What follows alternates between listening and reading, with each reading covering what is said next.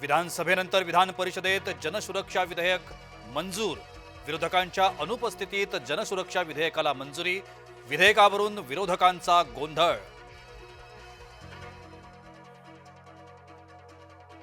सत्ताधाऱ्यांकडे बहुमत असल्यामुळे त्याचा दुरुपयोग। विरोधकात सुधारणा करा मग पाठिंबा देऊ। जनसुरक्षा विधेयकाला उद्धव ठाकरेंचा विरोध। कॅन्टीन कर्मचाऱ्याला मारहाण करणं भोवलं। संजय गायकवाडांवर अदखलपात्र गुन्ह्याची नोंद।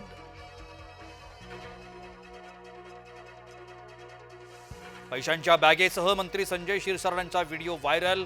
बॅगेत कपडे असल्याचं शिरसाटांचं स्पष्टीकरण।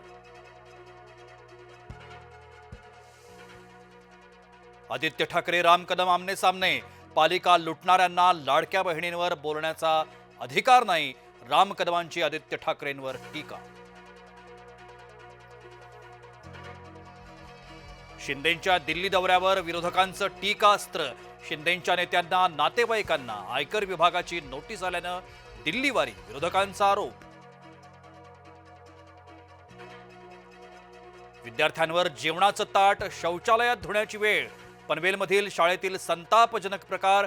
शाळेच्या मुख्याध्यापिकेचं तत्काळ निलंबन।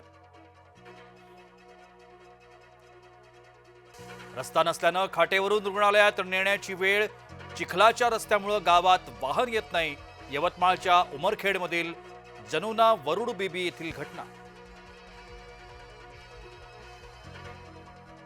आणि विदर्भात पावसाचा धुमाकूळ। नागपूरसह भंडारा गोंदियामध्ये पूरस्थिती। मुसळधार पावसामुळे शेतीचं नुकसान।